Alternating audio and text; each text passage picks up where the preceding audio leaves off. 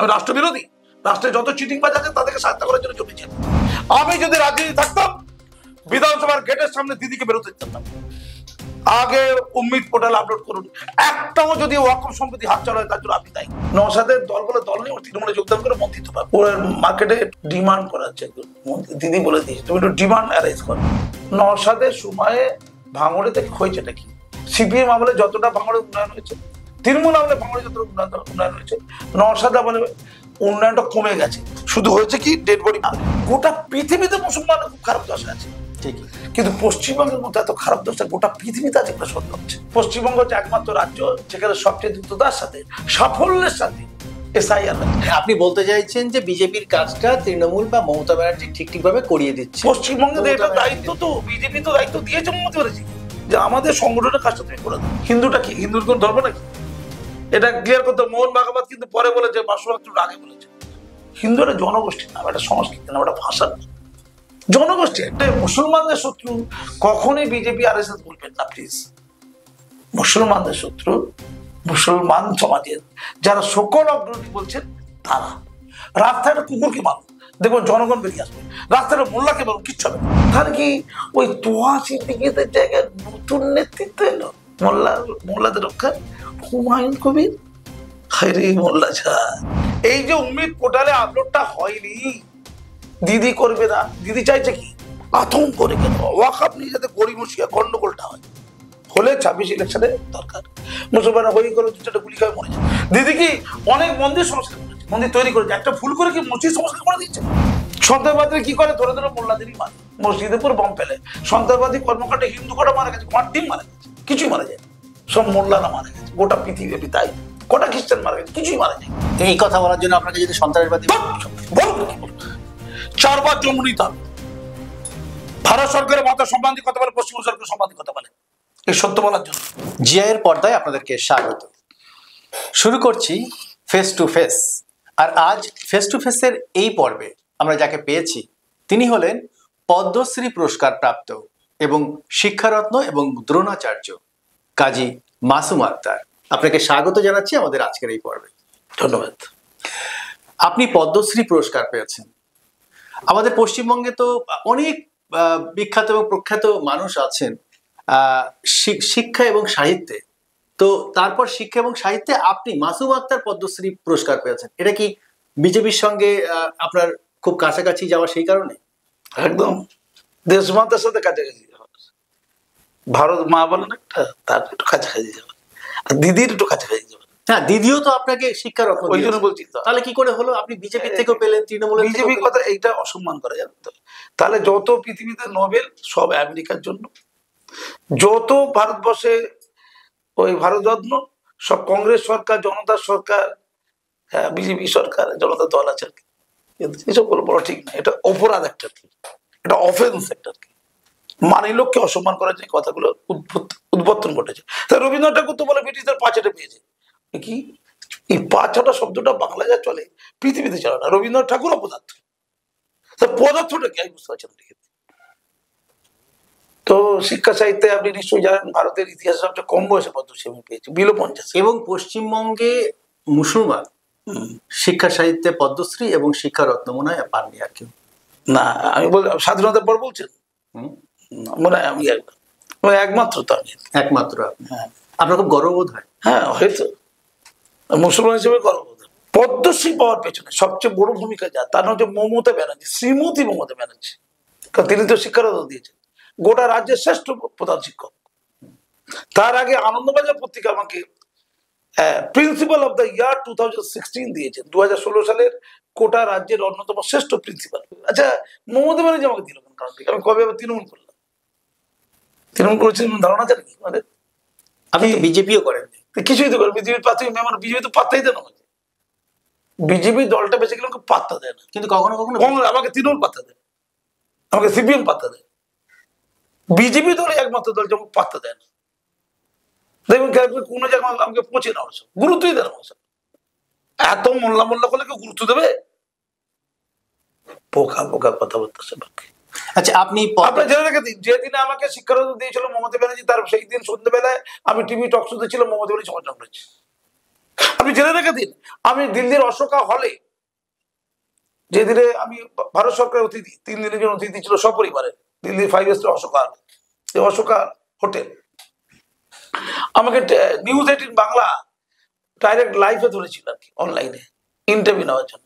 সেই দিনও আমি কেন্দ্র সরকারের বিভিন্ন অ্যাক্টিভিটি সমালোচনা করেছি। তার একটু আগে প্রধানমন্ত্রী আমাকে জড়িয়ে ধরেছিলেন, হাত ধরেছিলেন, ছবি নিশ্চয়ই দেখেছেন। এখনো ডিপিতে আছেন। আচ্ছা, তো হ্যাঁ, এটা সম্মানে, প্রধানমন্ত্রী কি আমার নয়, প্রধানমন্ত্রী পদটা সম্মান আমার কাছে, ওই চেয়ারটা সম্মান, আমি তোকে সম্মান করি।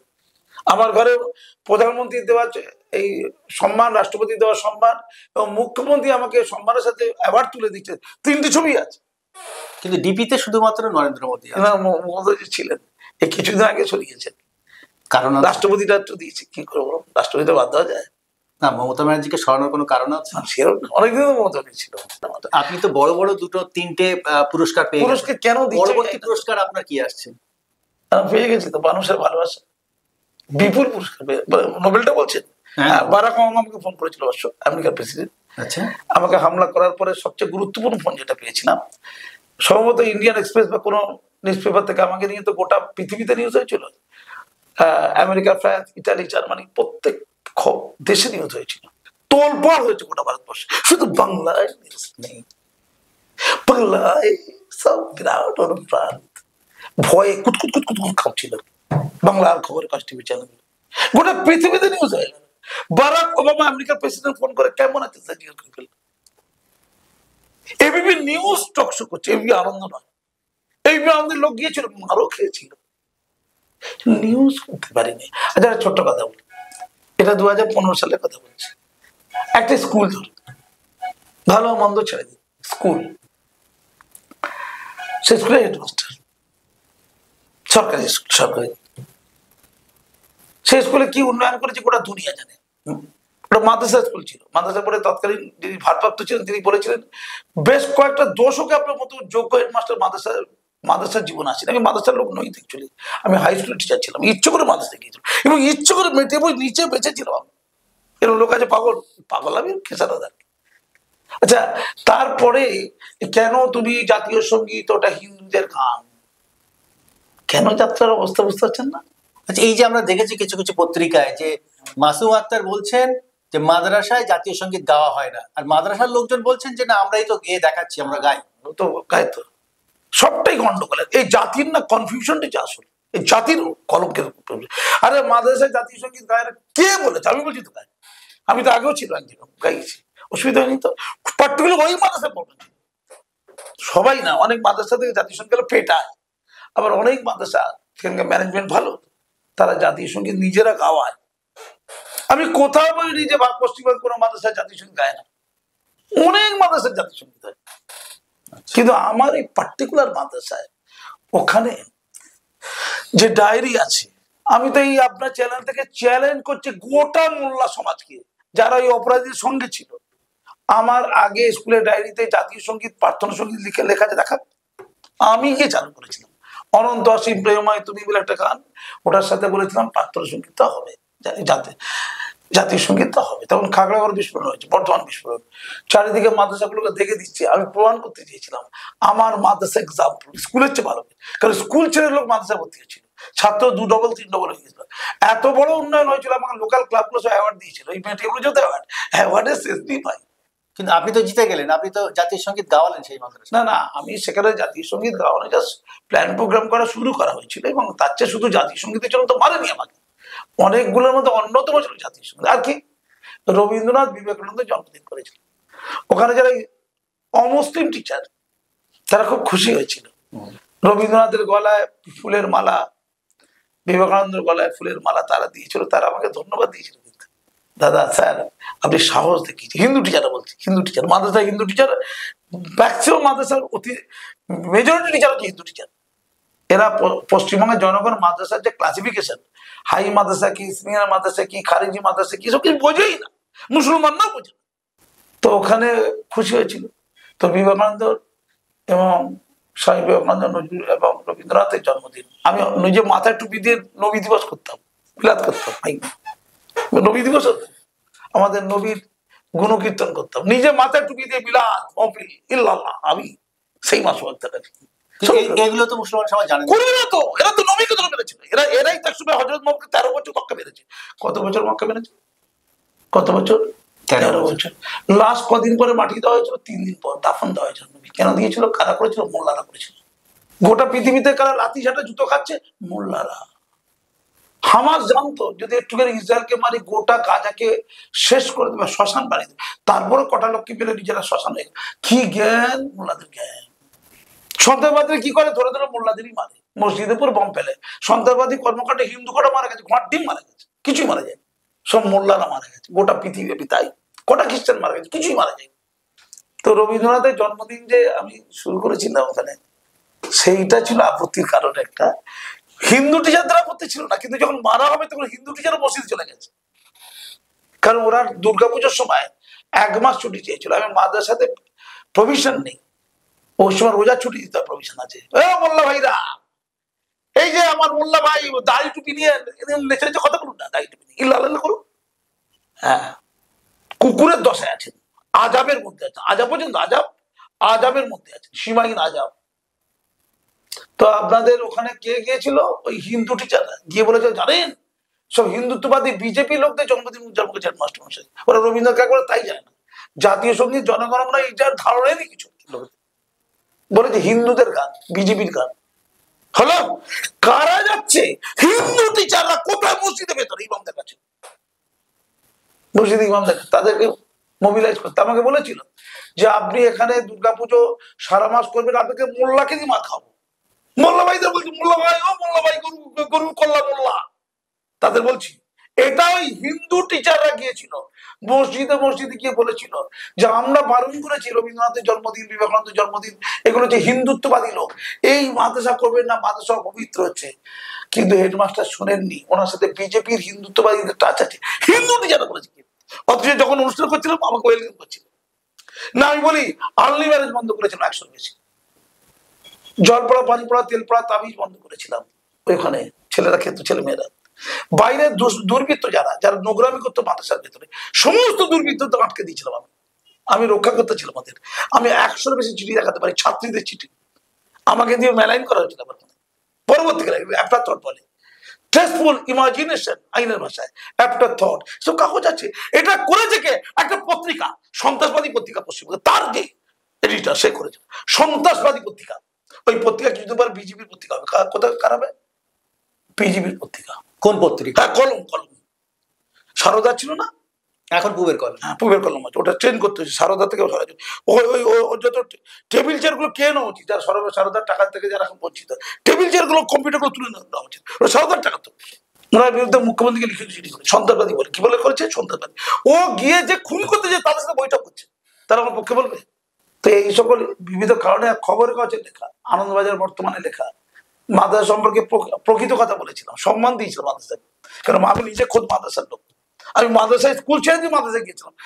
কি ছেড়ে দিয়ে মাদ্রাসায় গিয়েছিলাম? হাই স্কুলে, উচ্চ মাধ্যমিক হাই স্কুলের টিচার ছিলাম, স্কুল সার্ভিস কমিশনের মাধ্যমে। মাদ্রাসা টিচার হিসেবে যাইনি। তারপরে মাদ্রাসায় যেচে গিয়েছিলাম, কজন যায় ভাই? This is Masum Akter.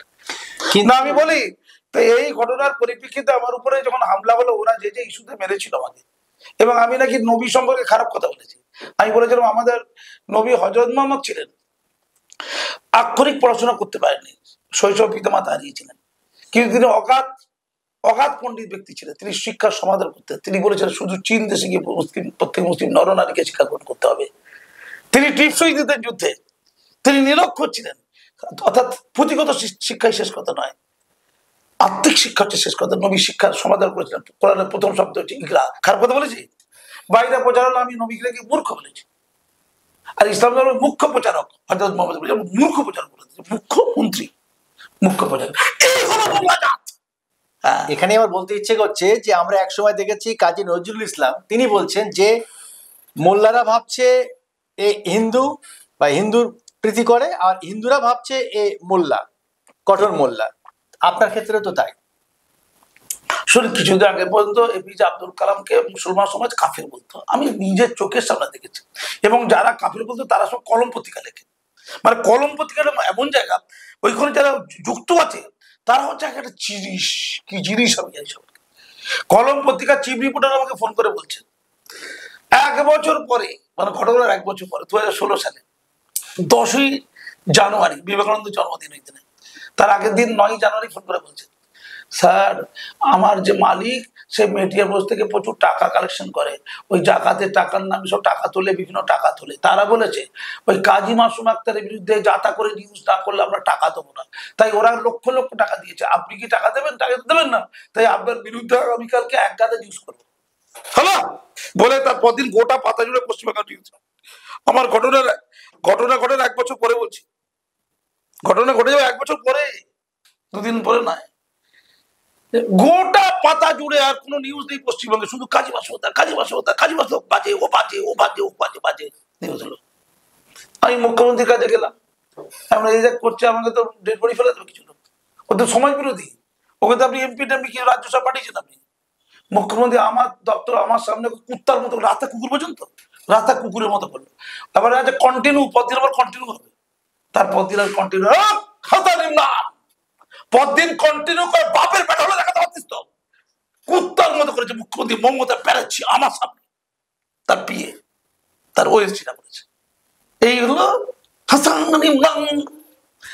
এরা আইডিবি, ইসলামিক ডেভেলপমেন্ট ব্যাংকের টাকা থেকে আরম্ভ করে শুধু চুরি।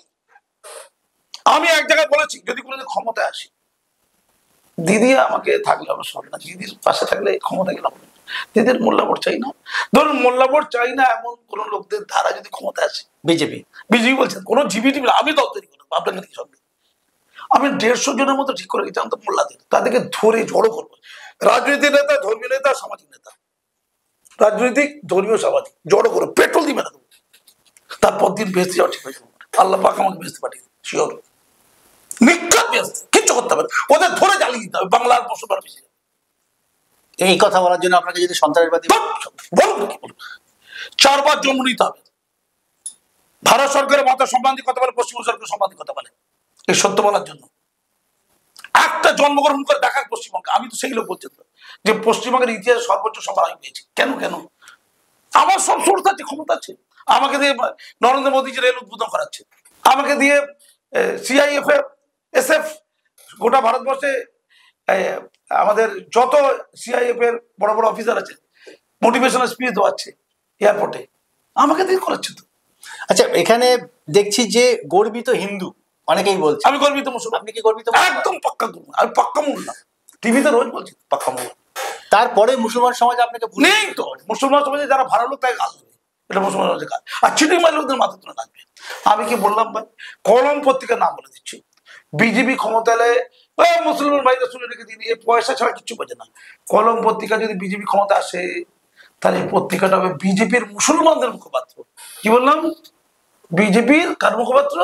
মুসলমানদের মুখপাত্র। মুসলমানদের মুরগি করার জন্য পেপারে থাকে। যদি কলম পত্রিকা না থাকতো মুসলমান অনেক কল্যাণ হতো, মানুষ বিভ্রান্ত হয়েছে, মিসগাইডেড হয়েছে। আচ্ছা, কলম পত্রিকাতে তো জ্ঞান আছে, সিদ্দিকুল্লাহতেও তো জ্ঞান আছে, নওশাদ সিদ্দিকীর তো জ্ঞান আছে, সবার আছে তো। আমি ওয়াকাফ নিয়ে কত লড়াই করেছি, এলকিন রোডে ওয়াকাফ সম্পত্তির মসজিদ ভেঙে দিয়েছে, দেখেন হুঁশ আছে। কাজী মাসুম আক্তার একলা লড়েছে, একলা, টিম নিয়ে, আমার টিম নিয়ে। আমি মুখ্যমন্ত্রীকে 7-8 চিঠি দিয়েছি ওয়াকাফ সম্পত্তির অবৈধ নির্মাণ হচ্ছে বলে, ওয়াকাফ বোর্ডকে দিয়েছি। এর আগে ওয়াকাফ বোর্ডকে তেলে মারতে গিয়েছিলাম, চেয়ারম্যানকে মারাখালি বাকি গেছে, মারিনি, মারতে গিয়েছিল অনেকে, পেটাতে গিয়েছিলাম বলে দিই। আমি বলতে চাইছি, এই যে নতুন আইন হয়েছে, কি আইনটার নাম, ওই ওয়াকাফ অ্যাক্ট 2025, আমি তার ডিটেলস করেছি, ভারত সরকারকে চিঠি পাঠিয়েছিলাম, জগদম্বিকা পালকে, যিনি চেয়ারম্যান ছিলেন জয়েন্ট পার্লামেন্টারি কমিটির। আমি অনেক কাহিনী আছে, আমি প্রচুর লিখেছি, প্রচুর বলে 1000 টকশো করে যাচ্ছি, একটা ধরে না, ছেড়ে দিন আলোচনা যাচ্ছিল। কিন্তু মূল কথা হচ্ছে, উম্মিদ পোর্টালে যেগুলোর কাগজপত্র আছে, পশ্চিমবঙ্গে মোট ওয়াকাফ সমিতি কত দাদা জানেন? প্রায় 28,000। ফালতু কথা, খুব কম জানেন আপনারা, মুশকিল এটাই আর কি। আমার সাচার কমিটির রিপোর্টে গবেষণা আছে, রিসার্চ আছে। গোটা পশ্চিমবঙ্গ কটা মোল্লা জায়গায় খুঁজুন তো, সব তো খবরের কাছে কাটিয়ে বড় বড় কথা বলে। সাচার কমিটির যে রিপোর্ট, তার উপর আমার রিসার্চ আছে, কটা লোকের মধ্যে সাচার কমিটি রিপোর্ট আছে বলুন তো, কটা মোল্লার বাড়িতে আছে। আমি মুসলমান বলবো না, কিন্তু মুসলমানকে সম্মান করবো না, অসম্মান করবো না, মোল্লা মোল্লা বলবো, আর হিন্দুদের হিন্দু বলবো। দুটো ল্যাঙ্গুয়েজ ভালো করে রেখে দিন। মোল্লা মুসলমান হচ্ছে মোল্লা, আর হিন্দুরা হচ্ছে হিদু যারা গন্ডল করে। এই দুটো শব্দ মনে রেখে দিন, কোথাও মুসলমান বলি না, মোল্লাদের কথা বলি, মোল্লা। কে মামলা করে করুক আমার বিরুদ্ধে। তো আমার বক্তব্য হচ্ছে উম্মিদ পোর্টালে তুলতে হবে। পশ্চিমবঙ্গের মোট ওয়াকফ সম্পত্তি সংখ্যা 1,48,200। কটা? ও পশ্চিমবঙ্গের মোল্লা ভাইরা দূরে দূরে মুখস্থ করুন, দূরে দূরে, যেমন কোরআন দূরে দূরে পড়েন ওই দূরে দূরে মুখস্থ করতে হবে। 1,48,200। সেই ওয়াকফ সম্পত্তির মধ্যে একটা বড় অংশের ওয়াকফ সম্পত্তি ইতিমধ্যে লুট হয়ে গেছে, ট্রেস আউট হয়ে গেছে, ট্রেস করা যাচ্ছে না। যেটা ট্রেসের মধ্যে এসছে, যার নথি আছে, যার রেজিস্ট্রেশনের কাগজ আছে, যার এনরোলমেন্ট আছে, কোথায়? ওয়াকফ বোর্ডে। সেই সংখ্যাটা হচ্ছে 82,800। কটা মাস্টারমশাই? না, 82,800। আচ্ছা, 82,800 আপলোড করা দরকার ছিল। যদি আমাদের ওয়েস্ট বেঙ্গলের এতে ওয়াকফ বোর্ডে ওটা আপলোডেড হয়ে থাকে, রেজিস্ট্রেশন হয়ে থাকে, তাহলে উম্মিদ পোর্টালে দ্রুততার সাথে ওটা আপলোড হয়ে গেলে কাগজপত্র সহ, উপযুক্ত কাগজপত্র সহ, তাহলে এই প্রপার্টি গুলো বেঁচে যেত। তাই তো লজিক বলে। আগে তো প্রপার্টি বাঁচাবো, মানে মামলা হয়েছে, কোর্টে মামলা হয়েছে, কি নিয়ে মামলা হয়েছে? বিভিন্ন রাজ্য মামলা করেছে সুপ্রিম কোর্টে গিয়ে, যে আমাদের ওয়াকফ আইনটা মানছে না। এই তো, তা মামলাতে কিছু কিছু জায়গায় স্টে অর্ডার হয়েছে। কিসে কিসে স্টে অর্ডার হয়েছে? যেমন এই আমাদের বলা হয়েছে যে একজন থাকবে, যে ওয়াকফ বোর্ডের সিইও, তাকে মুসলমান করলে ভালো হয়, এটা বলে ভালো হয়। সিইওটা মুসলমান করলে, চিফ এক্সিকিউটিভ অফিসার মুসলমান করলে ভালো। আর ওয়াকফ কাউন্সিলে 4 জনের বেশি অমুসলমান যাতে না থাকে, আর ওয়াকফ বোর্ডে রাজ্যে যেটা 3 জনের বেশি অমুসলমান না থাকলে ভালো হয়। মানে এটি প্রস্তাব, আরো 2-1টা প্রস্তাব, এগুলো পরে স্টে হয়েছে, যেগুলো বিবেচনা করা। কিন্তু কোথাও উম্মিদ পোর্টালের নাম আপলোড করার ব্যাপারে বাদ নেই। উম্মিদ পোর্টালে কোথাও সুপ্রিম কোর্ট বলেনি যে আপনারা ওয়াকফ সম্পত্তি যাদের জেনুইন আছে তারা রেজিস্ট্রেশন করুক, নথিভুক্ত করুক, আপডেট করুক, এটা তো বাধা আছে, কোথাও বলেনি। অথচ বর্তমানে ওয়াকফ বোর্ডের যিনি চেয়ারম্যান, কি ম্যান, চেয়ারম্যান, তিনি খবর কাছে ইন্টারভিউ দিয়েছে আনন্দবাজার পত্রিকা, আমার কাছে রয়েছে। তিনি বলেছেন যে চেয়ারম্যান বলেছেন যে যেহেতু সুপ্রিম কোর্টে এইটা নিয়ে মামলা চলছে, যেহেতু সুপ্রিম কোর্ট স্টে দিয়েছে, তাই আমরা এই আপলোড করানোর কাজটা করি। কিন্তু মমতা ব্যানার্জি তো বলেছেন যে এখানে ওয়াকফ হবেই না।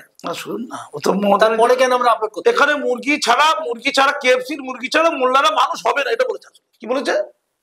মুসলমানরা দুধের গাই ছাড়া এবং কেএফসির মুরগি ছাড়া কখনো মানুষের পর্যায়ে আসবে না। আমাদের মন্ত্রীগুলো আছে, ওগুলো আমার বাড়ির গেটে বাঁধা অ্যাসিজিয়ান কুত্তা, অ্যাসিজিয়ান ডগ, এটা বলেছে। এটা বুঝতে পারেনি আপনারা, এখানেই সমস্যাটা। এটা মাসুম আক্তার বুঝতে পারে বলে আমাকে শিক্ষাটা দিয়েছে মমতা ব্যানার্জি, বাকিদের দেয়। বুঝে গেছেন? বুঝতে পারেননি ভাষাটা, যে এটা হচ্ছে ল্যাঙ্গুয়েজ। তো ওয়াকফ বোর্ডের চেয়ারম্যান যে বললেন যে স্টে অর্ডার হয়েছে গোটা ওয়াকফ আইনের উপরে, এই মিথ্যা কথা বলার জন্য কি কান্দর বস করাবেন আপনারা? মুসলমান নাকি কান্দর ওট বস করাবেন? স্টে হয়েছে 4-5টা ইস্যুতে, কোথাও উম্মিদ পোর্টালে আপলোড করানোর উপরে স্টে হয়নি। তাহলে 6 মাস আগে থেকেও আপলোড করানোর কাজ হওয়া দরকার ছিল, দেখা দরকার ছিল। কাজে হচ্ছে না, ওয়াকফ বোর্ড দেখবে। আর মাথায় তো হচ্ছে মন্ত্রী ওয়াকফ বোর্ডটা লিখতে পারবে না, সন্দেহ। কে? মমতা ব্যানার্জি। উনি অনেক ওয়াকফ বোর্ডটা লিখতে পারবে বলছেন? ওয়াকফ বোর্ড লিখতে পারবে? বারান্ডা কুঠির একটু ওয়াকফ বোর্ডটা। উনি তো ডিলিটও পেয়েছেন। ডিলিট পেয়েছেন? আচ্ছা, আমাকে মোটামুটি গোটা 30টা বিশ্ববিদ্যালয় ডিলিট দেবে, জানো তো? এই ওয়েট করুন, গোটা 30টা বিশ্ববিদ্যালয় ডিলিট, সকাল বিকেল ডিলিট। এতগুলো পেয়ে গেছে, অনেকগুলো পাবো তো, ওয়েট করুন না। আর দিদিকে কেউ কি দিচ্ছে না? ওই কি একটা বলে, একটা ফালতু একটা পুরস্কার রবীন্দ্রনাথ ঠাকুর পেয়েছিল, কি নাম ওটা? নোবেল পুরস্কার, ফালতু পুরস্কার। এটা ওইটাকে আমার যতগুলো দুনিয়ার পুরস্কার সবগুলো নিয়ে মাথায় করে নিয়ে না দিদি কালীঘাটে দিয়ে দেওয়া ভালো। একবারে সব হয়ে যায়। দিদি তো পুরস্কার দিতে গেলে দৌড়ায়, বার্তাবু দিদি হাতে পুরস্কার দিয়ে দিচ্ছে, তো দিদি বলছে পুরস্কার নেবো না, আমার এত পুরস্কার পেয়ে গেছে। তো দিদি দৌড়াচ্ছে আর পুরস্কারই বার্তাবু দৌড়াচ্ছে। এরকম দুনিয়া শুনেছেন? সাহিত্য দুনিয়া সব পুরস্কার পেয়ে গেছে। এবং জপাক মানে কি? তুমি এই দিকে থাকো, ওই দিকে থাকো, যাই থাকো, ঠিক মতো না থাকলে ছপাক করে বাড়িতে জলপথে ডুবিয়ে দেবো, মেরে দেবো। এটার মানে কি তোমার আপনারা বুঝেছেন? মানে আপনি কি সবসময় মমতা ব্যানার্জির বিরোধিতাই করেন? প্রচন্ড পক্ষে বলি, ভালোবাসি তাই, তাই ব্যাখ্যা দিই। আচ্ছা, রবীন্দ্রনাথ ঠাকুরের গীতাঞ্জলির গুরুত্ব এই মুহূর্তে বেশি না কথাঞ্জলি? এক বলুন তো, কথাঞ্জলি গুরুত্ব বেশি। এই যে কলেজটিতে মা দুর্গা ভাসিয়ে দিল, এই যে কলেজটি রয়ে বসেছিল, মা দুর্গা আসার আগে ভাসিয়ে দিচ্ছিল না? কলেজটিতে বুক স্টল করে সব ডুবে গিয়েছিল না? এর পেছনে মা দুর্গা আপনাদের কোনো খবর দিয়েছে কি কেন এটা হলো? আমাকে দিয়েছে, কেন মা দুর্গা আমাকে খুব ভালোবাসে। এই যে বাস্তবতা। এবার আমি যেটা বলতে চাইছি, এই যে উম্মিদ পোর্টালে আপলোডটা হয়নি, দিদি করবে না। দিদি চাইছে কি? আতঙ্ক রেখে দেওয়া, ওয়াকফ নিয়ে যাতে গড়িমসিয়া গন্ডগোলটা হয়। হলে 26 ইলেকশনে দরকার। মুসলমানরা হই করে 2-4টা গুলি খাবে মরে যাবে, দরকার আছে তো। এই বেঁচে যান আপনি, মোল্লা তো ধর্মে বেঁচে যান কেন আপনি? গুলি খাননি কেন? গুলি খেলে তোমার দিলাম, কিন্তু গুলি মেরে দিচ্ছেন তো আপনি। কত সাফল্য না? ওই যে শামশেরগঞ্জে যে দুজন মারা গেছে, কত লাভ হচ্ছে না এটা? দুটো একদম সংখ্যাগুরু সম্প্রদায়ের লোককে মেরে দিয়েছে। তো তাহলে এটা প্রতিবাদ করা দরকার ছিল। সিদ্দিকুল্লাহ, এ দিদি আপনি যাই করুন নাই করুন, এই আপলোডের কাজটা করুন। 6 মাস টাইম দিয়েছিল, 6 জুন থেকে 5ই ডিসেম্বর 2025, এই 6 মাসের মধ্যে বাধ্যতামূলকভাবে এই ওয়াকফ সম্পত্তি বলে যারা দাবি করছে গোটা ভারতবর্ষে, তাদেরকে আপলোড করানোর কাজটা সম্পন্ন করতে পেরেছিল। তাহলে শোনেন, এটা আইন, এটা ল অফ দ্য ল্যান্ড। এই আইন রাজ্যসভা এবং লোকসভা পাশ হয়ে রাষ্ট্রপতি সই করেছেন, ল অফ দ্য ল্যান্ড। এবার এটা বলেছে ভারতবর্ষের সব রাজ্য কিন্তু আপলোড করানোর কাজটা করেছে।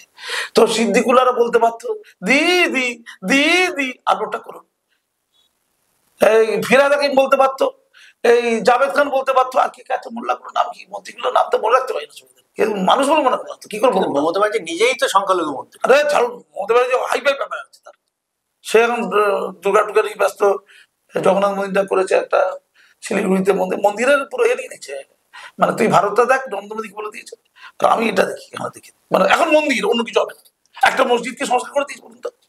দিদি কি অনেক মন্দির সংস্কার করেছে, মন্দির তৈরি করেছে, একটা ভুল করে কি মসজিদ সংস্কার করে দিয়েছে? তারপরও আপনারা অপদার্থের দল, আপনারা সব ওনার নাম দিয়েছিলেন মমতাজ বেগম। একটু মাথায় কাপড় দিয়ে কি হচ্ছে, বৃষ্টি হচ্ছিল, মাথা ভিজে চুলে, ওই জন্য কাপড় দিয়েছিল, ধর্মের জন্য দেয়নি, অ্যাক্টিং মেরেছিল, অ্যাক্টিং করে গিয়েছিল, অ্যাক্টিং হয় না। তো আমি এদেরকে বলছি, এরা কেউ বলেছে আরে নওশাদ সিদ্দিকী ভাঙড়ে মৃত্যুতে 1 নম্বর, এখন নওশাদ সিদ্দিকী সে এখন বলছে আপলোড করেনি দিদি আমাদের সব। তো তুই বসে কি করছিলি রে? তুই বিধানসভা কি কি খাচ্ছিলি, বিড়ি খাচ্ছিলি? বিধানসভা বিড়ি খাই বিড়ি। দিদির সাথে যখন গোপন গল্প করছো তখন তো বলতে হবে দিদি দিদি এই ওয়াকআপ আপলোডের কাজটা একটু করতে হবে, 6 মাস টাইম বলতে পারতো তো? কুলাঙ্গার গুলোকে ভালো করে বুঝুন, কুলাঙ্গার গুলোকে, এই মাসুম একটা কুলাঙ্গার বলছে, মাসুম কি বলছে? কুলাঙ্গার বলছে। এটা বলার অধিকার ভারত সরকার দিয়েছে আমাকে, এটা বলার অধিকার দিদির সরকার আমাকে দিয়েছে, সম্মান দিয়েছে বলে বলবো তো? যে এন্টাইটেল সে বলবে তো, কে বলবে?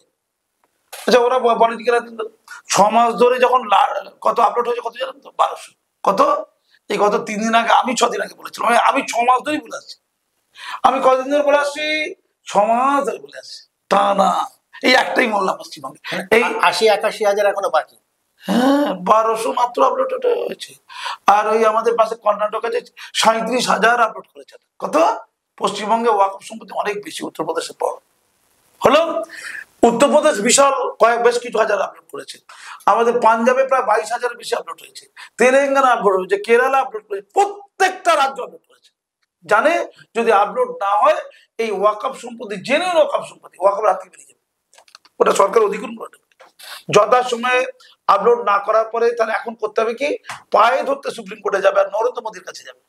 তাহলে 6 মাসে হয়েছে মাত্র 1200 আপলোড, কি করে 5 দিনে 11,000 আপলোড হবে?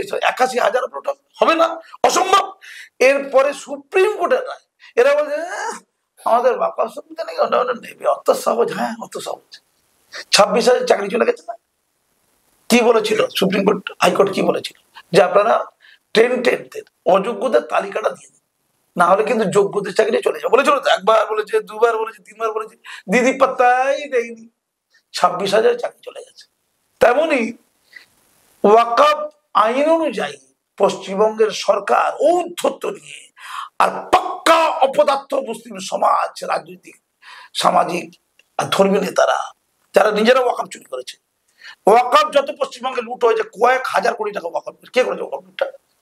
মুসলমানদের সামাজিক নেতা, ধর্মীয় নেতা এবং রাজনৈতিক নেতা, তার পরিমাণ কত? কয়েক হাজার কোটি টাকা। মুসলমান নেতাগুলো লুট করেছে, হিন্দু করেনি, কোনো ডিস্ট্রিবিউশন লুট করেনি। আমার প্রশ্ন হচ্ছে, সুপ্রিম কোর্ট যদি মেনে না নেয়, সময় যদি এক্সটেন্ড না করে, কি হবে? ও মোল্লা ভাই কোথায় যায়, কি হবে? ও হুমায়ুন কবির বাবরি মসজিদ হবে নাকি? আচ্ছা, এই যে হুমায়ুন কবির বাবরি মসজিদ করছেন আর মমতা ব্যানার্জি মন্দির করছেন, কি চোখে দেখছেন? ভালো চলছে। আমি কমেন্ট গুলো দেখতাম সোশ্যাল মিডিয়া, হুমায়ুন কবিরের এই বাবরি মসজিদ করাকে 90% মুসলমানরা সমর্থন করছে, মুসলমান বলছে সমর্থন করছে। হায় রে, হিন্দু রাষ্ট্র ভারত হবে, খুব দ্রুততার সাথে হবে, দায়িত্ব সহকারে পশ্চিমবঙ্গের মোল্লারা এমন কাজ করিতেইছি যাতে করে দ্রুততার সাথে হিন্দু রাষ্ট্রের দিকে ভারত ধাবিত হয়। তাই একটা প্রমাণ ওই শামসেরগঞ্জের সংখ্যাগুরুদের মেরে দেওয়া। আচ্ছা, পৃথিবীর ইতিহাসে কোথায় আছে বলতো সংখ্যালঘুরে গিয়ে সংখ্যাগুরুদের মেরে দিচ্ছে? ভাই, একটা দুর্বল অসহায় ক্ষুধার্ত জনজাতি যাতে 2% চাকরিতে, কুকুরের দশা, আমি কুত্তার দশাটা ভালো করে বলেছি, কুকুরের দশা বলেছি, কুকুর কিন্তু উন্নত পারে। আপনি কুকুরকে অসম্মান করবেন না, কুকুরের মর্যাদা আছে, আমাদের নেই। কুকুরের কিন্তু মর্যাদা, কুকুর কাজ পাই লোকেরা কিন্তু ঘরে ভালো করে রেখে দেয়। রাতে কুকুরকে মেরে দেখুন, লোক হয়ে করবে, একটা মোল্লাকে মেরে দেখুন, কিচ্ছু হবে না। কি বললাম? রাস্তায় একটা কুকুরকে মারুন, দেখুন জনগণ বেরিয়ে আসবে। রাস্তায় একটা মোল্লাকে মারুন, কিচ্ছু হবে না। কোন কেস কাজের কিছু সকাল বিকেল মোল্লা হচ্ছে। আমি আপনাকে বলি, হুমায়ুন কবির এখন বলছে মানে আমার বাবা, আমি তো হুমায়ুন, আমার বাপ হচ্ছে বাবুর, হুমায়ুনের ছেলে বাবুর, মানে মানে সরি ছেলে, জানাচ্ছে বাবা বাবা বাবা আর হইলো আমার জোর। হ্যাঁ বাবা, এখন তো তুলে দিয়েছে। আকবর দা গ্রেট আর বলা যাবে না, বলেছি না Akbar the great, Tipu Sultan the great, সব চলবে না, বাদ। আচ্ছা, একটা হসপিটাল, একটা বিশ্ববিদ্যালয়, একটা কিচ্ছু কোনো উন্নয়নে থাকে না, কোথাও থাকে না। আচ্ছা, ও কি ইসলাম মানে?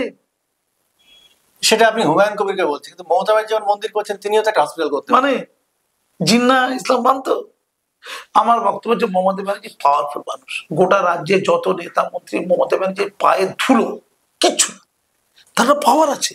সে অন্যায় করছে তার ধর্মের ব্যাপারে, হিন্দু ভোটটা নেওয়ার জন্য, ছবির মতো তো ক্লিয়ার, ছবির মতো ক্লিয়ার। তাহলে আমার বুঝতে পারছি মুসলমানদের বিকল্প নেতৃত্ব কি? মানে একদিকে মুসলমানদের মানে ওই ধর্মাশ্রিত কিছু ব্যক্তি, ধর্মতন্ত্র, ইমাম মৌলানা পীরজাদাইরা একদিকে, আর অন্যদিকে গুন্ডা বদমাস, এই আরাবুল মগ ছুড়ে দেওয়া, এই বোম্মা দেন সরকার, ওই ওই সন্দেশকালী করা শাহজাহান, এরা হচ্ছে গুন্ডা, ওটা ভোট এনে দেয়, টাকা এনে দেয়। তাহলে একদিকে ওরা, অন্যদিকে ধর্মতন্ত্রের লোকের মধ্যে আমরা শিক্ষিত হলে, তুমি লেখাপড়া জানো নাকি? লেখাপড়া বিশি জানো? শিক্ষিত লোক নাকি? তোমার কোনো স্থান নেই। শিক্ষিত লোক হচ্ছে এবার স্থান হবে মধ্যবিত্ত, শিক্ষিত, প্রগতিশীল, আধুনিক মনস্ক, সুস্থ চিন্তন মানুষ, তাদের পশ্চিমবঙ্গে কোনো স্থান নেই। সে মুসলমান চলবে না। আমার বক্তব্য, তাহলে কি ওই তোয়া সিদ্দিকীদের জায়গায় নতুন নেতৃত্ব এলো মোল্লাদের রক্ষার? হুমায়ুন কবির, হায় রে মোল্লা যা, আমি বুঝতে পারছি না। হায় রে মোল্লা যা, সকাল বিল খাবে লাত, কিচ্ছু নেই এদের। আচ্ছা, দড়ি নেই, দড়ি গোলায় দড়ি দিয়ে এখান থেকে বেরিয়ে আসার উপায় কি? কিচ্ছু নেই। ওই যে বললাম 150 লোককে জ্বালিয়ে দেওয়া পেট্রোল দিয়ে, বলেছিলাম মনে হচ্ছে এটা কিছু করতে পারবো না। আপনি এখন থেকে বাঁচুন লোকগুলো, কারা মুসলমানদের লাফালাফি করে। আমি মুসলমানদের নেতাদের চিনি, তারা কোথায় কোথায় চুরি করেছে চিনিগুলো সব জানি। আর টিভি চ্যানেলগুলো কি করে জানেন তো? যে মুসলমানদের উচ্চারণ ঠিক নেই, দেখে কার উচ্চারণ ঠিক নেই, কে পকেট মারি করেছে, কে জাকেরি স্ট্রিটে চপ্পল বেচে, সে বিজেপির হয়ে যাবে আর তৃণমূলের হয়ে যাবে। সে ইমাম নয়, তাকে বড় টিভি চ্যানেল ডাকবে টকশোতে, সে নিজেই ইমাম নয়, তাকে নাকি কোথায় পয়সা করে দিয়েছে, তাকে টিভি চ্যানেল ডেকে নিয়েছে। মুসলমানদের যারা সুধী সম্প্রদায়ের মানুষ, তাদের বক্তব্যকেও শুনতে যায় না। কি হাল ভাই! বেশ, আপনি বিশ্বাস করবেন না, গোটা পৃথিবীতে মুসলমানরা খুব খারাপ দশা আছে ঠিকই, কিন্তু পশ্চিমবঙ্গের মতো এত খারাপ দশা গোটা পৃথিবীতে আছে কিনা সন্দেহ হচ্ছে। খুব লজ্জা, আমার ধিক্কার লাগে, বড্ড কষ্ট হয় জানেন। ওই খেটে খাওয়া মুসলমান যারা সেই সকালবেলা সবজি নিয়ে মাথায় করে, ছেলের দুধ নেই, খাবার নেই, বই কেনার পয়সা নেই, মা আসছে দক্ষিণ চব্বিশ পরগনা ছিল কালে, খাটতে খাটতে কাপড়ও ঠিক শরীরে রাখতে পারছে না, বোরখা পরা তো দূরের কথা। তারা শিয়ালদার বাজারে বিক্রি করতে আসছে, আবার চলে যাচ্ছে। কেউ তাদের ভালোবাসেনি, মহিলা বলে কেউ কেউ তাদের বেইজ্জত করার চেষ্টা করে মাঝে মধ্যে। তাদের প্রতি আমার কোনো দুঃখ নেই। যারা মাঠে ঘাটে কলকারখানায় কাজ করছে, কায়িক পরিশ্রম করছে, দিন আনে দিন খায়, তাদের দিকে কেউ ফিরেও তাকায় না। তাদেরকে মনুষ্য বাচ্চা কাউকে মনে করা হয় না। খিদের জ্বালায় কখনো কখনো তারা লাঠিয়াল বাহিনী হয়ে যায়, কোনো দলের হয়ে মারপিট করতে চলে যায়। কি করবে তাদের? কিছু করার নেই তো। আমার দেখে কান্না লাগছিল। আমি বলেছিলাম ওই যাদেরকে বাংলাদেশে তাড়িয়ে দেওয়া হচ্ছে, সেই রোহিঙ্গা না বাংলাদেশি কারা জানি না, তারা ধর্মে মুসলমান বলেই তো প্রবলেম। তারা এত সরল সাদাসিধে, তারা সব বলে দিচ্ছে মনের কথা, একটা কিছু গোপন করছে না, কোনো শয়তানি নেই। তারা পার্থ চট্টোপাধ্যায়ের মতো এত কুটিল নয় যে আমি ওর পিতাকে চিনি না। পার্থ বলেছিল ওর পিতাকে প্রথমে চিনি, তারপরে চিনি, একটু একটু চিনি, কম কম চিনি। এখন বলছে বান্ধবী দরকার। আমি এখন দেখছি পার্থর জন্য একটা দুটো বান্ধবী পাওয়া যায় কিনা। তোমাদের এখানে কি বান্ধবী একটু পাওয়া যাবে? পার্থকে দেবো, এই তো বাংলা সংস্কৃতি। তো এই অসহায় মানুষদের জন্য আমার দুঃখ হয়, ওদের কি অসম্মান করে তাড়িয়ে দিচ্ছে।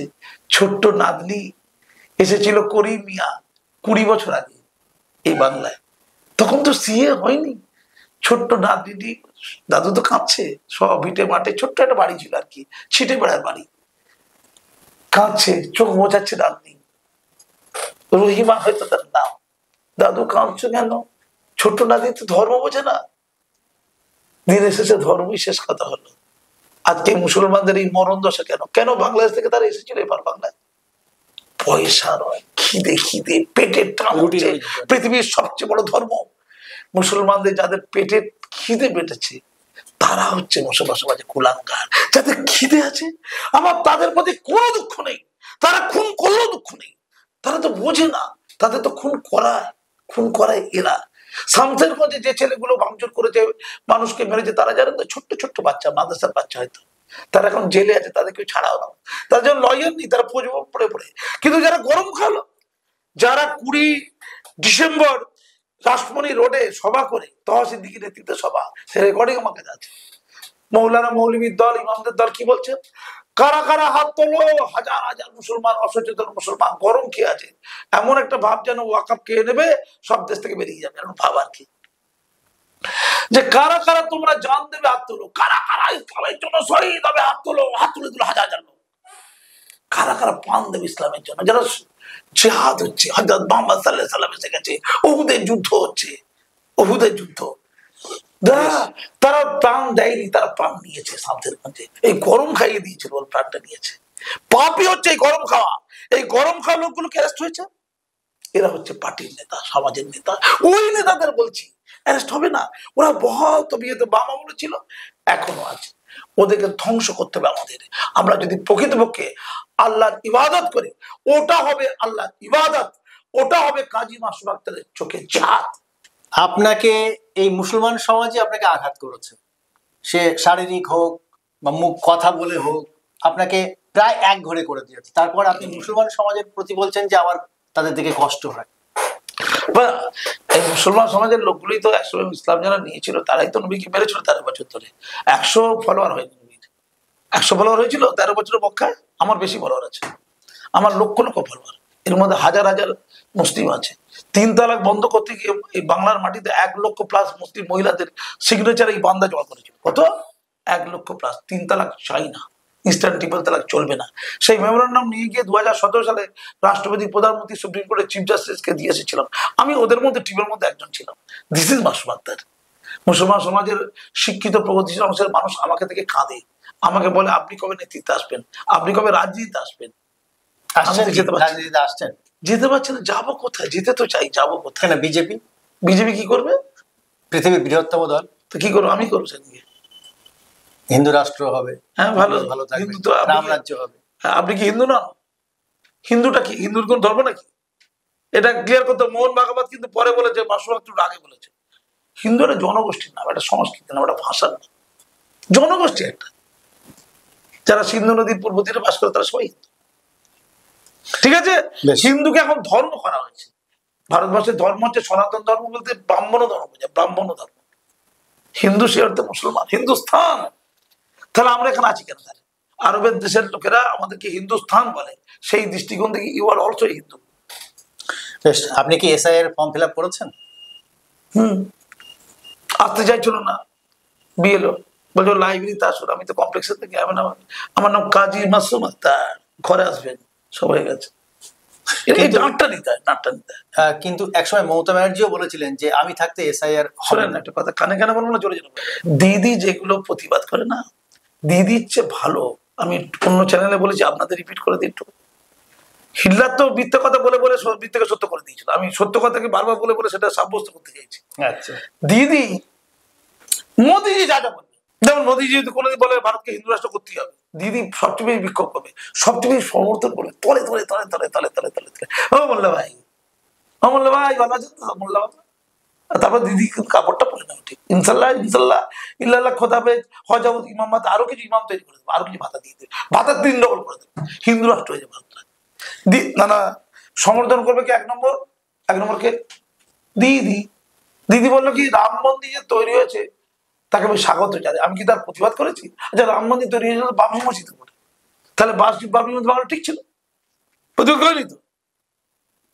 তাহলে দিদি কিন্তু এইটার প্রতিবাদ করবে না। এই যে হুমায়ুন কবির যে বাবরি মসজিদ করছে প্রতিবাদ করবে না কিন্তু দিদি।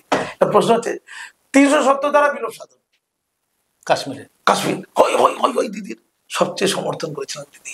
বুঝতে পারেননি মোদিজি ভালো জানেন, মোদি জানেন দিদিজিকে খবর পার্লামেন্টে সমর্থন, সর্বত্র সমর্থন। দিদিজিকে বলে দিয়েছি আমি একটু করবো, আমার মোল্লাপুরটা লাগবে, একটু ভয় দেখাতে হবে না।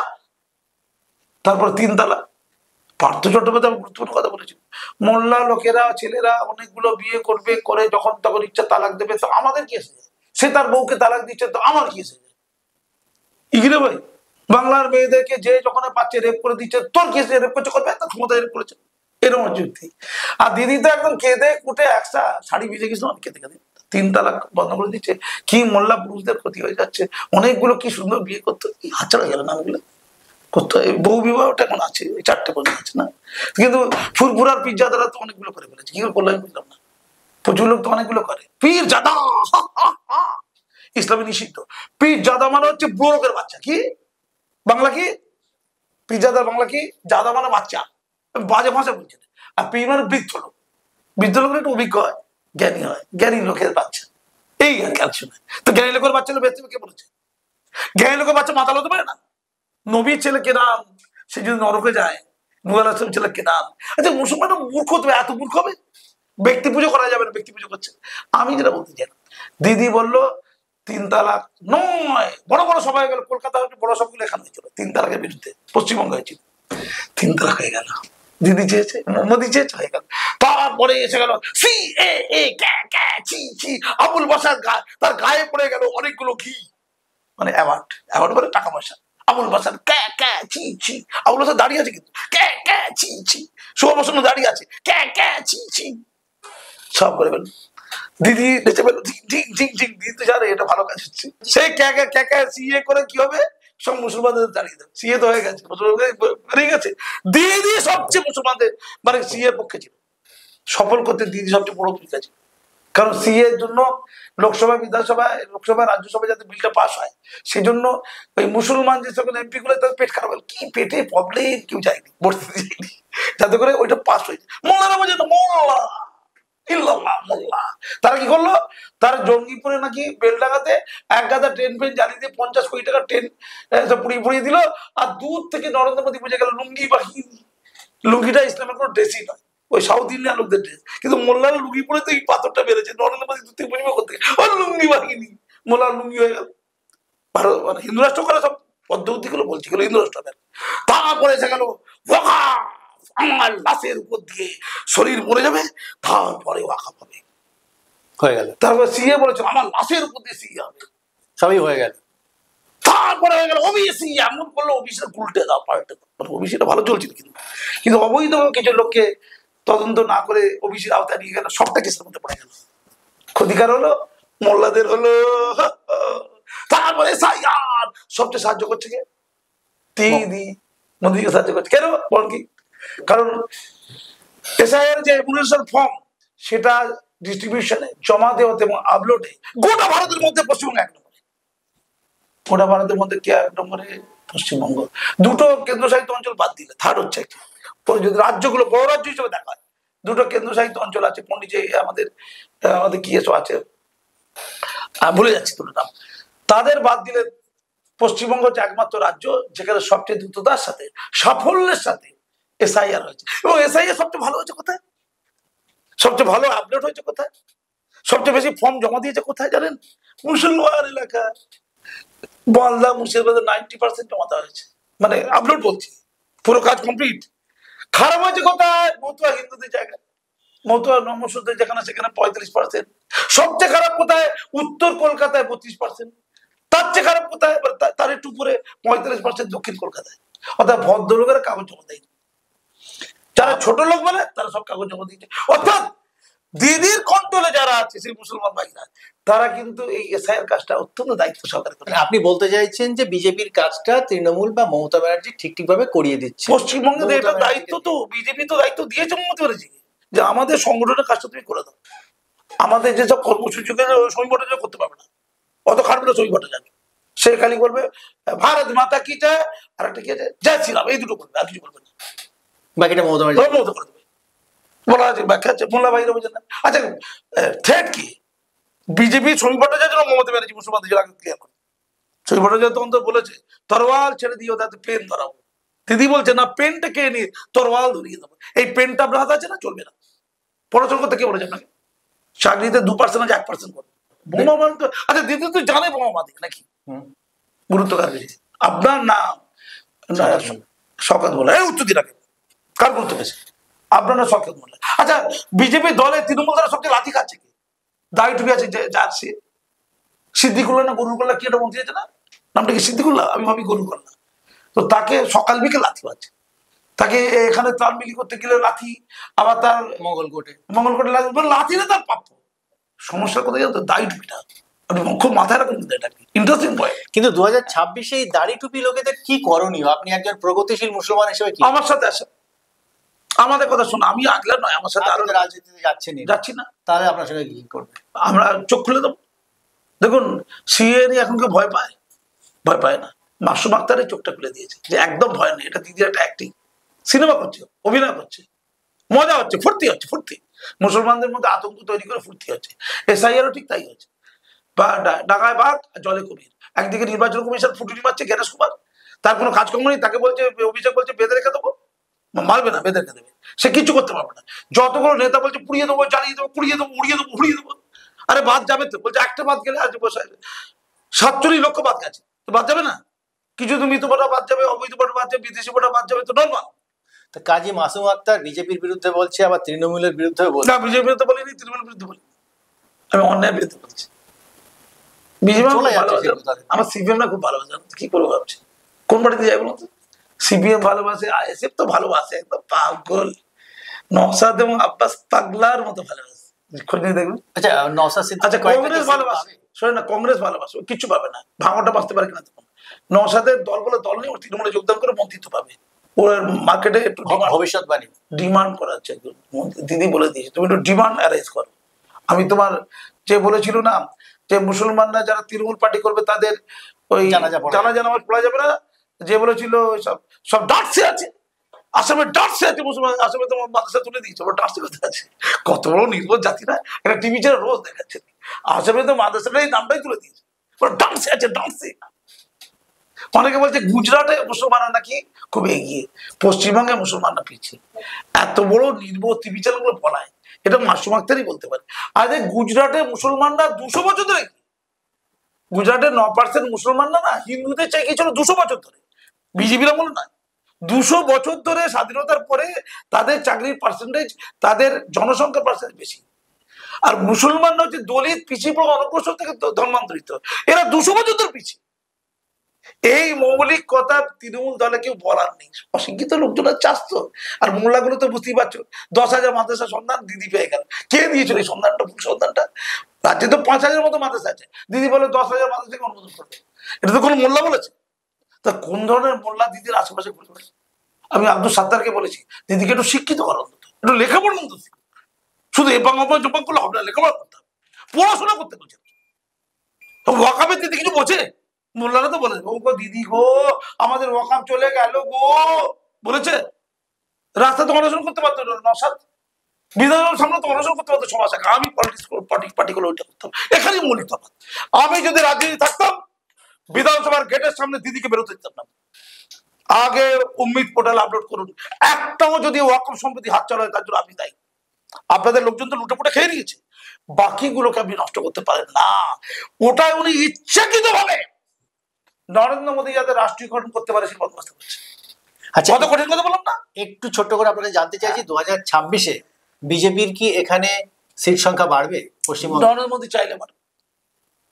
কি বললাম ভাইয়া, আমাকে দিদি পছন্দ করে, আচ্ছা, না না বলে দিদি পছন্দ করে, যেমন যেমন ধরো জয়প্রকাশ মজুমদার, তাকে তো করিম লাথি মেরেছিল, কচু বনে পড়ে গিয়েছিল, কচু বনে পড়ে তার বোধোদয় ঘটে গেল, তার নতুন ভাবধারা চলে এলো, সে দিদির পায়ে পড়ে গেল, দিদি নিয়ে নিল। বাবুল সুপ্রিয় ওই কালীঘাটের টালির চালায় চোরেদের পাঠশালা কে বলেছিল? তুমি বলেছিলে? বাবুল সুপ্রিয় বলেছিল। দিদিকে চোর চিটিং বা ছাচর বললে তবে সে পদ পাবে, মন্ত্রী। হ্যাঁ মন্ত্রী। ফলে দিদি আমার খুব ভালোবাসে, দিদি যেন আমার সত্য কথাগুলো সব বলে দেয়, কেউ এমন করে মোল্লারা বলতে পারে না। এখন আমি যদি বিজেপিতে চলে যাই, মোল্লাদের কি হবে? তার সরি তৃণমূলে চলে, তাহলে মোল্লাদের হয়ে সঠিক কথা কি বলবে? আমি তো কথা বলতে হবে, কি আমাকে উত্তর দিন, ও মোল্লা ভাইরা আমি তৃণমূলে চলে যেতে পারি। তৃণমূলে চলে গেলে আমি দিদির যেগুলো ফাঁক ফুক গুলো আছে, যেগুলো বলে বেড়াচ্ছি এতদিন ধরে, আমার তো বলা সাংগঠনিক কারণেই বন্ধ হয়ে যাবে, বলতে পারবো না। তাতে মুসলমানদের লাভ না ক্ষতি? উত্তর দিন। আপনার লাভ? আমার লাভ, আমার একটু গাড়ি তো ভালোই পয়সা করি পাই, আমার তো মোটামুটি যা বেতন পাই চলে যায়, আমার তো ওই চুরির পয়সা লাগবে না, কষ্ট করে যায়। আমি বাসে, এখন বাসে টার্মে এলাম, আমার তো গাড়ি ফাড়ি চলি না, পাই না, আমাকে পাত্তা দেয় না কেউ, পয়সা করি নেই। আমি আরাবুল হলে পয়সা পাবো, তো এখন আরাবুলের টাকা পয়সা নেই, ও এখন তাজা তোর শওকত মোল্লা শওকত হয়ে গেছে, পয়সা নেই। আগে আরাবুলের গা থেকে সুগন্ধ বেরোতো, তাজা গন্ধ পেয়েছিল ওই মদন মিত্র, এখন আর তাজা গন্ধ পাচ্ছে না ভাই, দুঃখ। সাজারের মধ্যে তাজা গন্ধ, এখনো তাজা তাজা গন্ধ। তো আমি ভাই যদি এখন বিজেপিতে যাই, যদি বিজেপিতে যাই, যদি সিপিএমে যাই, যদি কংগ্রেসে যাই, যদি আইএসএফ এ যাই, অন্তত আইএসএফ টা তো উঠে যাচ্ছে কদিন পরে, তুমি যোগদান করে দেবে বলে দিলাম। আপনি শিওর? শিওর যোগদান করেন, সব ঠিক হয়ে গেছে। যারা নাচছে নাচতে থাকুন, দেই দেখুন নাচুন, ধেই ধেই ধেই ধেই। আমি তো বললাম নওশাদের সময়ে ভাঙড়েতে হয়েছেটা কি, সিপিএম আমলে যতটা ভাঙড়ে উন্নয়ন হয়েছে, তৃণমূল আমলে ভাঙড়ে যতটা উন্নয়ন হয়েছে, নওশাদ আমলে উন্নয়নটা কমে গেছে। শুধু হয়েছে কি, ডেড বডি পড়েছে, এত ডেড বডি ভাঙড়ে কোনোদিন পড়েনি। এই বিধানসভার আমলে 10-12টা ডেড বডি তৃণমূল এবং আইএসএফ মিলিয়ে পড়েছে, এইটা নওশাদ না থাকলে পড়তো না। ঠিক আছে, আমি যেটা বলতে চাইলাম, আমি যদি বিরোধী দলে থাকি, যদি যাই, তাহলে অন্তত শাসক দল এরাই থাকবে ধরে নিন, তাদের তো ত্রুটি বিচ্ছুতি গুলো বলতে পারবে, এতে লাভ টাকা পশ্চিমবঙ্গের মানুষের, এতে লাভ টাকা, বিশেষ করে মুসলমানদের কথা বলি তো। আরে যাই বলি, আমি 10টা বললে তো দুটো ঠিক, তো ওটাও তো কার্যকরী। ফলে আলটিমেটলি আমি কোনো দলে এখনো যাওয়ার কথা ভাবিনি, কিন্তু আমি যদি কখনো যাই, একলাও কিছু করতে পারবো না দাদা, সে ক্ষমতা একলা, শরীরে কত রক্ত আছে। আমি বিজেপিকে বলেছি, আপনারা কেন চিৎকার চেঁচামেচিটা করেন? মুসলমানদের সম্মান দিন না।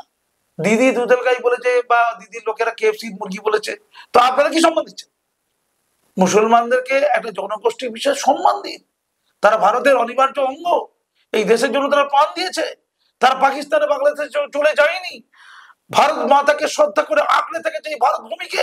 তাদের মর্যাদা দিন, তাদের ক্ষমতায় নানুন, এম্পাওয়ারমেন্ট নানুন।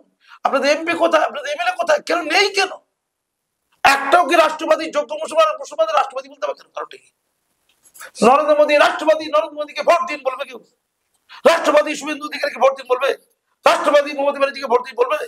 কিন্তু মোল্লাদেরকে তো মোল্লা রাষ্ট্রবাদী ইকুয়াল টু বিজেপি, এসব কি কথাবার্তা? রাষ্ট্রকে ভালোবাসে যে সেই রাষ্ট্রবাদী। যে পার্থ চট্টোপাধ্যায় চুরি করে শিক্ষাকে উড়িয়ে দিয়ে সে রাষ্ট্রবিরোধী, এইটুকু কথা। হিন্দু হোক যাই হোক, মুসলমানদের মাথায় একটা টুপি দিতে হবে, আর রাষ্ট্রবাদী নামের উপরে লেখা থাকবে, ঠিক কাজ চালাচ্ছি, এটা তো অসম্মান। তার মানে মুসলমান সমাজে এই 3.5 কোটি পশ্চিমবঙ্গের মানুষের মধ্যে ম্যাক্সিমাম হচ্ছে রাষ্ট্রবিরোধী।